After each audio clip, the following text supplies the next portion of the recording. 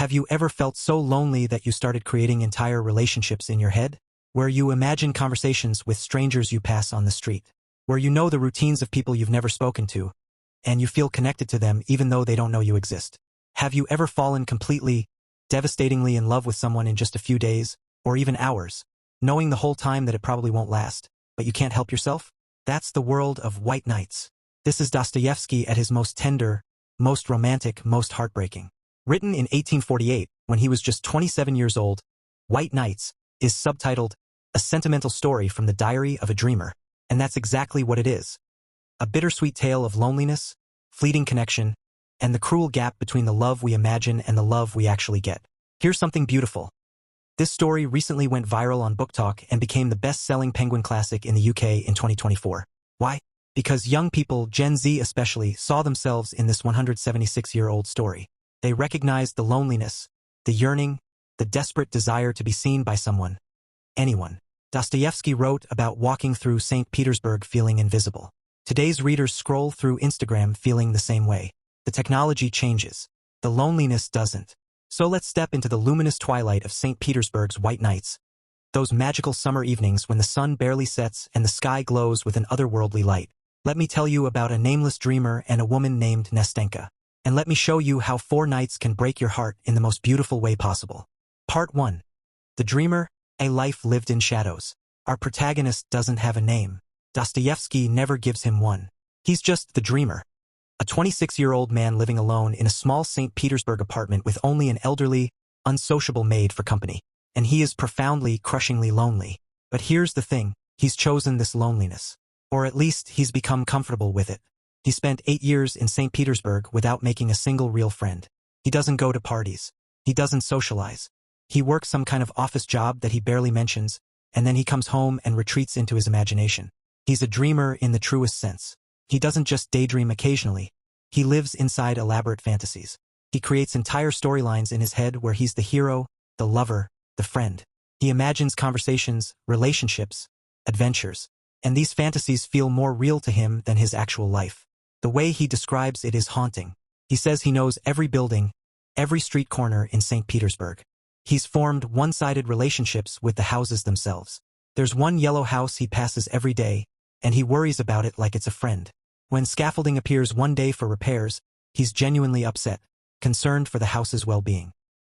He sees an old man every morning and feels compelled to tip his hat, but never does. He watches a family through their window and imagines their lives, their struggles, their joys. He creates entire narratives for strangers. And for years, this has been enough. His fantasies have kept the loneliness at bay. But then something shifts. Spring arrives. The city comes alive. Everyone around him seems happy, coupled up, full of purpose. And suddenly, his imaginary world isn't enough anymore. The gap between his fantasy life and his real life becomes unbearable. He wanders the streets at night during the White Nights, those surreal summer evenings when St. Petersburg never gets truly dark. The sun sets around 10 p.m., but the sky remains luminous, glowing with a strange twilight that lasts until dawn. It's disorienting, dreamlike, as if time itself has paused. And in that liminal space between day and night, dream and reality, he meets her. Part 2. Nastenka, the girl by the canal. It's late evening, and our dreamer is walking along a canal when he sees a young woman standing by the railing. She's crying. He walks past her. Then he hears her scream. A drunk man has grabbed her, harassing her. Without thinking, the dreamer intervenes, using his walking stick to chase the man away. The woman is grateful, shaken. She takes his arm, and they begin walking together. Her name is Nastenka. She's young, maybe 17 or 18, with a sweet, open face. And she's just as lonely as he is. They start talking, and something magical happens. The dreamer, who normally can barely speak to people in real life, finds himself opening up. He tells her about his isolation, his shyness, his complete lack of experience with women. He admits that he's never really talked to anyone like this before. And Nastenka listens. Really listens. She doesn't judge him or laugh at him. She understands. As they walk through the glowing streets, the dreamer feels something he hasn't felt in years. Connection. Real, genuine human connection. Not imagined. Not fantasy. This is actually happening. When they reach her home, Nastenka makes him promise to meet her again the next night. But she adds a warning. Don't fall in love with me. Of course, it's already too late. He's completely, hopelessly in love. He spends the entire night walking the streets in a daze, unable to sleep, counting the hours until he can see her again. He's never felt this alive. Part 3. The second night. Confessions of a Dreamer. They meet again the next evening. Nastenka is warm, happy to see him, but she's also more cautious. She tells him they need to start over properly, as friends. She wants to know his story, so the dreamer tells her. And this is where Dostoevsky does something brilliant. The dreamer doesn't just tell his story directly. He shifts into third person, as if he's describing someone else. It's too painful to say, I am lonely, so he talks about the dreamer, as if it's a character in a book. He describes a man who has no real life, who sits in his apartment night after night, reading novels and creating elaborate fantasies, who imagines himself as the hero of grand adventures, the lover in epic romances, the friend in deep philosophical conversations. The dreamer explains how these fantasies work. He'll read a novel and become so absorbed that he imagines himself as the protagonist. He'll spend days living inside the story, extending it, adding his own chapters. He has relationships with fictional characters that feel more real than any relationship with an actual person. He describes the dreamer as someone who has aged prematurely, not physically but emotionally. He's spent so much time alone that he's forgotten how to be with people. When someone actually visits his apartment, he's terrified, overwhelmed. The real world intrudes on his fantasy world, and it's unbearable. But here's the tragedy. The dreamer knows this isn't healthy. He knows he's wasting his life. He describes how he'll sometimes stand at his window, watching people live their real lives below, and he'll be seized by panic. He'll run outside, desperate to connect, to experience something real. But it never works. He's too shy, too awkward. He returns to his apartment and his fantasies. Nastenka listens to all of this with tears in her eyes. She sees him, really sees him, in a way no one ever has. And then she says something that changes everything. You're just like me. Part 4. Nastenka's story. Pinned to the past. Now it's Nastenka's turn to share her story. And it's heartbreaking. She grew up with her grandmother, a blind, strict, controlling woman who kept Nastenka on an impossibly short leash. Literally. The grandmother would pin their clothes together with a safety pin so Nastenka couldn't wander off. Imagine that. Being physically tethered to someone. Unable to move freely. Unable to develop independence. Just trapped. Nastenka's grandmother depended on her granddaughter completely, and in return, she gave Nastenka no freedom, no privacy, no life of her own. They lived in near poverty, renting out rooms in their small apartment to make ends meet. Then, about a year ago, a young man rented a room from them. He was educated, well-read, kind. And despite Nastenka embarrassing herself, literally revealing the safety pin that bound her to her grandmother, this young man began a quiet courtship. He gave her books to read.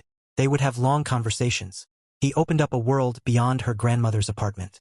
For the first time in her life, Nastenka felt seen, valued, alive. The night before he had to leave St. Petersburg for Moscow, Nastenka did something brave. She told him she loved him. She asked him to marry her. But he said no. Not because he didn't care about her, but because he had no money, no way to support a wife. He promised to return in exactly 1 year. Once he'd established himself in Moscow, once he could provide for her. He gave her his word. And Nastenka believed him. That was a year ago. And now the year is up. He was supposed to return days ago. She's been waiting by the canal every night, watching for him, hoping.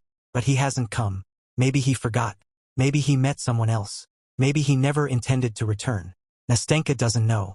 All she knows is that she's been waiting, and he's not here. That's why she was crying when the dreamer found her. That's why she's been wandering the streets at night. She's heartbroken, and she doesn't know what to do. Part 5. The third night. Hope and torment. The dreamer and Nastenka meet for the third night, and the emotional stakes have shifted. The dreamer is falling deeper in love with her. He can't help it. Every word she speaks, every moment they share, it's intoxicating. He's never felt this way before. Never experienced this kind of connection. But he's also tormented because Nastenka is still waiting for her lost lover. She talks about him constantly. She swings between hope, maybe he'll come tonight, and despair, what if he never loved me? And the dreamer has to sit there, listening, comforting her, all while his own heart is breaking. There's a moment where Nastenka, in her happiness and nervousness, accidentally wounds him. She says something like, I'm so glad you're not in love with me. That makes everything easier. He smiles and nods, but inside he's dying. This is the cruelty of unrequited love. You're close enough to touch the person, to know them intimately, but you can never have them. You're the friend, the confidant, the shoulder to cry on, but never the lover. They walk through the luminous streets together, suspended in that strange white night twilight. Everything feels dreamlike, unreal. The dreamer starts to wonder, is this actually happening? Or is this just another one of his fantasies? But no, Nastenka is real. Her pain is real, and so is his. Part 6. The fourth night, the confession. The fourth night arrives and everything comes to a head. The dreamer meets Nastenka at their usual spot. She's distraught. Her lover still hasn't appeared. She's written him a letter, begging him to come, to explain, to give her closure, and the dreamer has agreed to deliver it. But as they wait together, something shifts. Nastenka looks at the dreamer, really looks at him, and sees the pain he's been hiding. She sees how much he cares for her, and the dreamer can't hold it in anymore. He confesses. He tells her that he loves her, that these 4 nights have been the most meaningful days of his entire life, that he would do anything for her. Nastenka is shocked at first, then confused, then something like joy. She doesn't reject him. Instead, she says, maybe we could be happy together. Maybe I could learn to love you. The dreamer's heart soars. Is this really happening? Could she actually choose him? They sit together on a bench by the canal, and for a moment, they allow themselves to imagine a future. Marriage, a life together, love. Nastenka even says, you could move in with me and my grandmother. We'd figure it out. The dreamer is overwhelmed. This is everything he's ever wanted. Not a fantasy this time, real love, real connection, real life. And then, at that exact moment, a figure appears in the distance. It's him, the lost lover. He's returned. Part 7. The heartbreak. When dreams shatter, Nastenka sees him, and everything changes in an instant. She gasps. She stands. She's trembling. And before the dreamer can process what's happening, she runs to her lover and throws herself into his arms. Just like that. No hesitation. No looking back. The dreamer watches from a distance as they embrace. He sees the joy on her face, the relief, the love, the complete and utter happiness. And he realizes he never had a chance. Not really. Those 4 nights, those conversations, that moment on the bench, it was all a placeholder. Nastenka was filling the void while she waited for the man she really loved. And now that he's back, the dreamer is unnecessary. Nastenka does remember him, though. She runs back for just a moment, kisses him on the cheek, and thanks him. Then she's gone, disappearing into the white night with her lover. The dreamer is left alone on the canal bank. Devastated. Empty. Broken. Part 8. The morning after. A whole lifetime in 4 nights. The story ends with a brief section called Morning. The dreamer is back in his apartment. He's received a letter from Nastenka. A kind, apologetic letter thanking him for his friendship and wishing him well. He reads it and realizes something painful. Nastenka will be fine. She'll go on to live her life with the man she loves. She'll probably think of the dreamer fondly from time to time, but he won't occupy much space in her heart. But for the dreamer, those 4 nights will define his entire life. He'll remember every detail, every word she spoke, every moment they shared. It will be the peak of his existence, the time he felt truly alive. And here's the tragedy. He's grateful for it. Even though it ended in heartbreak, even though he's more alone now than ever, he treasures those 4 nights. They were real. They mattered.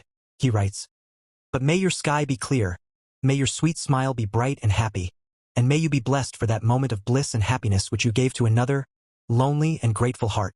He's not angry at Nastenka. He doesn't blame her. He's just sad and grateful and utterly, completely alone again. The story ends with him returning to his old life, his fantasies, his solitude, his one-sided relationships with buildings and strangers. But now those fantasies have a new character. Nastenka. She'll live in his imagination forever, perfect and untouchable. Part 9. The deeper meaning, what Dostoevsky is really saying. So what is this story actually about? On the surface, it's a simple tale of unrequited love. Boy meets girl. Boy falls for girl. Girl chooses someone else. The end. But Dostoevsky is exploring something much deeper. First, the nature of loneliness in modern life. The dreamer lives in a city of thousands of people, but he's completely isolated. He's surrounded by life but not part of it. This is a distinctly modern condition, urban loneliness. You can be in a crowd and feel utterly alone. Dostoevsky wrote this in 1848, at the dawn of industrialization and urbanization.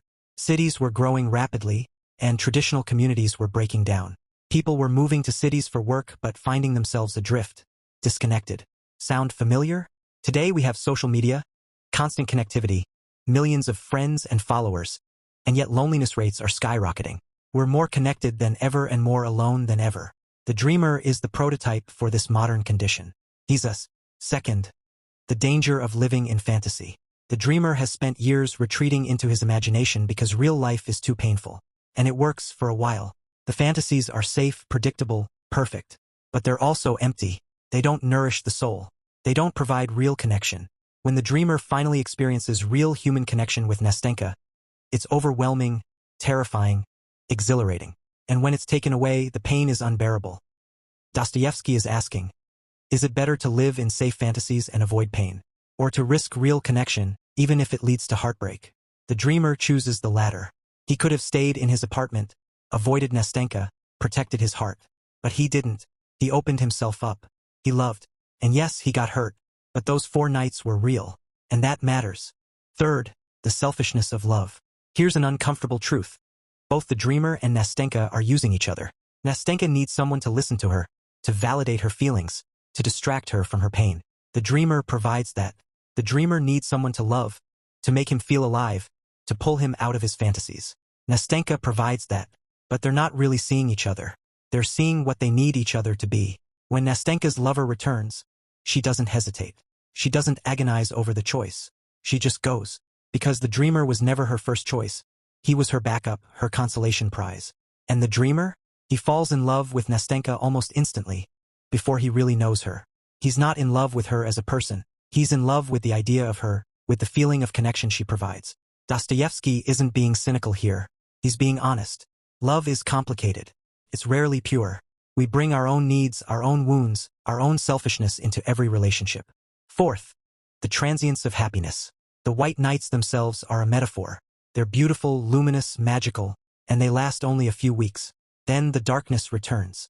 Happiness, Dostoevsky suggests, is like that. Brief, fragile, fleeting.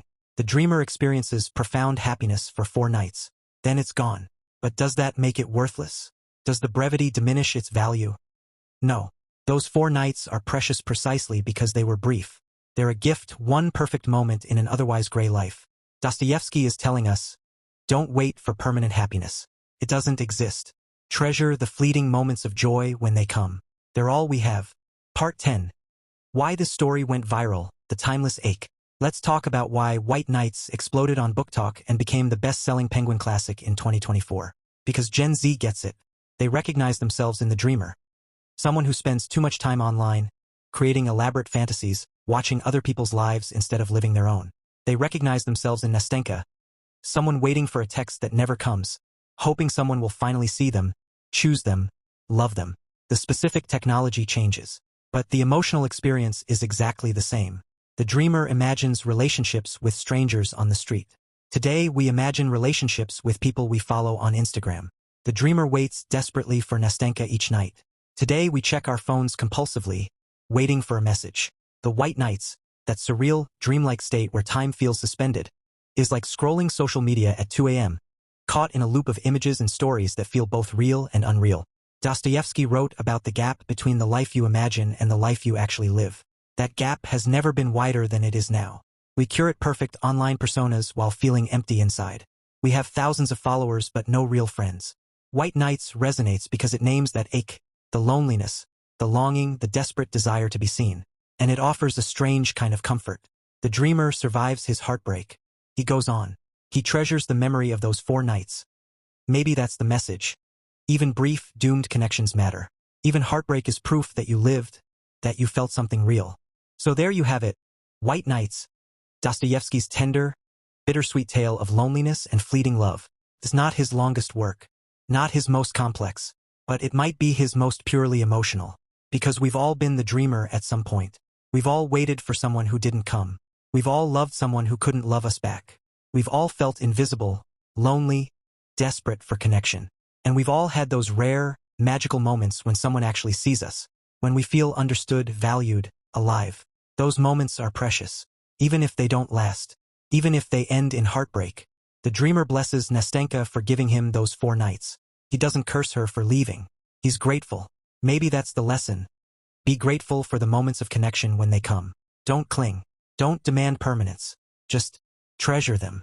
And when they're gone, when you're alone again, remember, you survived. You felt something real. You were alive. That's not nothing. That's everything. So to anyone listening who feels lonely, invisible, stuck in their own head, you're not alone. The dreamer felt it in 1848. I feel it. You feel it. We all feel it. And sometimes, if we're very lucky, we'll have our own 4 nights. Brief, beautiful, heartbreaking. And we'll be grateful.